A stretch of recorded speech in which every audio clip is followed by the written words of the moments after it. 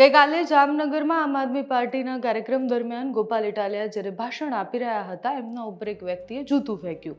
જૂતું ફેંકનારનું નામ છત્રપાલ સામે આવ્યું. એના પછી એનો વિડીયો પણ સામે આવ્યો અને એક તરફ જ્યારે જૂતું ફેંકાયું ત્યારે સ્ટેજ પરથી ગોપાલ ઇટાલિયાએ એવું કહ્યું કે ભારતીય જનતા પાર્ટીનું આ ષડયંત્ર છે અને જે બેન કોંગ્રેસમાંથી આમ આદમી પાર્ટીમાં જોડાયા અને એમનું એવું કહેવું છે કે આ કોંગ્રેસે કરેલું છે કારણ કે છત્રપાલ એ કોંગ્રેસના જે સોશિયલ મીડિયા ટીમમાં છે અને એમાં છે એટલે એ જાણે છે. છત્રપાલનો વિડીયો જ્યારે સામે આવ્યો ત્યારે એવું કહી રહ્યા હતા કે જે તે સમયે પ્રદીપસિંહ જાડેજા પર જૂતું ફેંકવામાં આવ્યું હતું, ગોપાલ ઇટાલિયાએ જૂતું ફેંક્યું હતું એટલે મેં બદલો લેવા માટે આ જૂતું ફેંક્યું છે.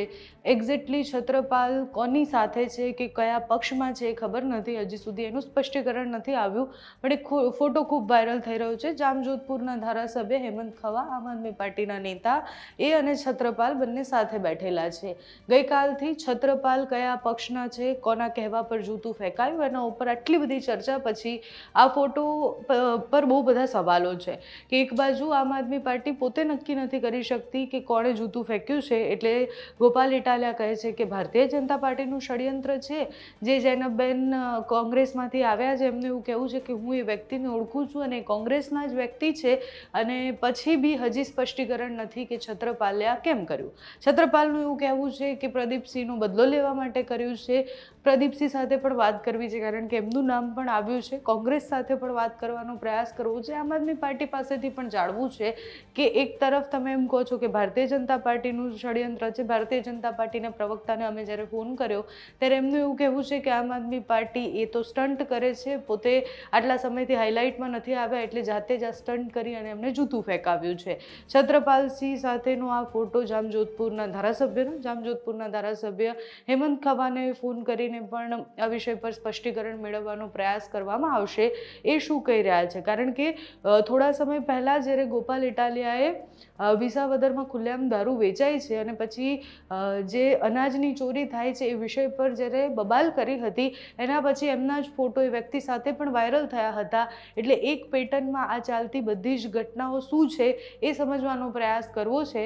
અત્યારે તો છત્રપાલ જ્યારે પકડાયા એના પછી એણે શું કહ્યું એ સાંભળીએ. સાથે જૈનબબેન જે કોંગ્રેસમાંથી આમ આદમી પાર્ટીમાં જોડાયા છે એમણે સ્પષ્ટીકરણ આપ્યું હતું કે છત્રપાલ કોણ છે, તો એ શું કહી રહ્યા છે તે પણ સાંભળીએ.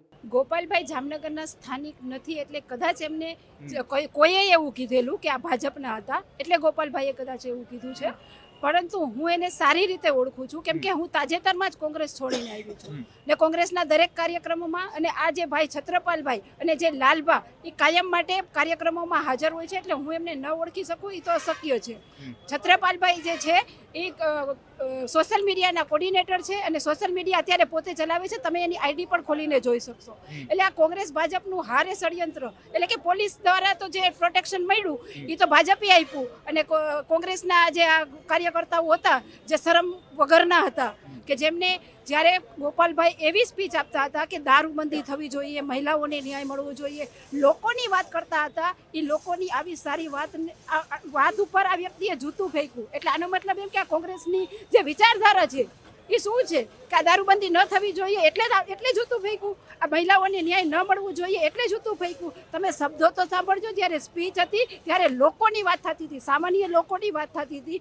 એ વાતને કોંગ્રેસના જ આ કાર્યકર્તા સહન ન કરી શક્યા અને ખાસ કરીને જ્યારે અમે અત્યારે જે કોંગ્રેસ છોડીને આમ આદમી પાર્ટીમાં જોડાણા છે ત્યારે પોતે પહેલેથી જ પોતાની હાર સમજી ગયા છે એટલા માટે એને આ શરમજનક કાર્ય કર્યું કહેવાય.